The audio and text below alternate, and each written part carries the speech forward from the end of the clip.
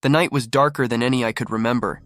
The air was thick with an ominous stillness that clung to my skin like a shroud. As I walked along the deserted streets, the only sound was the echo of my own footsteps. I couldn't shake the feeling that I was being watched, that unseen eyes were following my every move. I had recently moved to a small town nestled deep in the woods, seeking solace and a fresh start. The locals were friendly, but there was an unspoken tension in the air, a sense that something was amiss. My new home, an old Victorian house on the outskirts of town, seemed to hold secrets in its ancient walls. The first few nights were uneventful, but as the moon hung low in the sky, casting long shadows that danced along the narrow pathways, I began to notice strange occurrences, whispers in the wind that carried words I couldn't quite make out, and the distant howling of wolves that seemed too close for comfort. But it was the dreams that troubled me the most, vivid nightmares that blurred the lines between reality and the supernatural.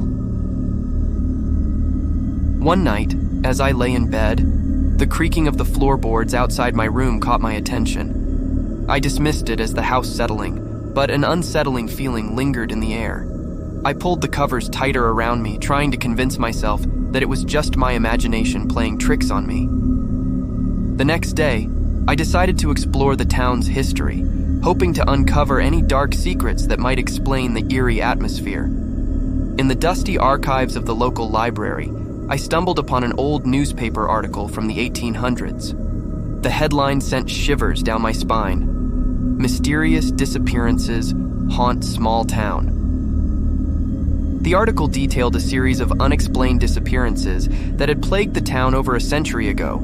People would vanish without a trace, leaving behind empty homes and grieving families. The authorities at the time were baffled, and the town fell into a deep sense of fear and paranoia.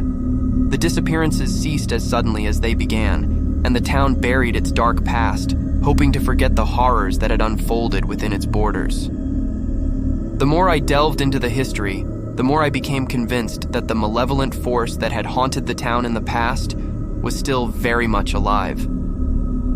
I couldn't escape the feeling that the spirits of the vanished were lingering, trapped between the realms of the living and the dead, seeking justice for the wrongs committed against them. That night, as I lay in bed, I heard the floorboards creak again. This time, the sound was accompanied by soft whispers that seemed to swirl around me like a chilling breeze. My heart raced as I followed the spectral voices down the creaky staircase and into the dimly lit hallway.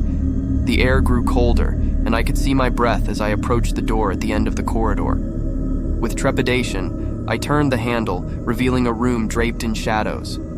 The whispers intensified, forming ghostly figures that danced in the darkness.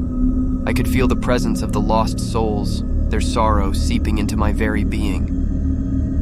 In the center of the room, an old, ornate mirror caught my eye.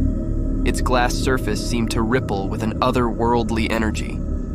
As I stared into the mirror, the room around me faded away, and I found myself standing in a forest shrouded in mist. The whispers grew louder, guiding me deeper into the woods. As I walked, I stumbled upon an ancient graveyard, the moss-covered gravestones bearing names that matched those from the newspaper article. The whispers coalesced into anguished cries, and the air became heavy with the weight of the past. I realized that the spirits were leading me to the truth, urging me to uncover the secrets that had long been buried. In the center of the graveyard, I discovered an unmarked grave, the soil disturbed as if someone had recently dug it up. A cold gust of wind swept through the clearing, extinguishing the feeble light of my lantern. Panic gripped me as I fumbled in the darkness, feeling the ground beneath my feet give way. I tumbled into an open grave, the earth closing in around me. The whispers reached a fever pitch, echoing in my mind as I descended into the abyss. The darkness swallowed me whole, and the last thing I heard was the mournful wails of the lost souls, their voices haunting me even in the depths of the grave. When I awoke, I found myself back in my bed, drenched in cold sweat. The room was silent, the whispers gone, but the weight of the supernatural encounter lingered.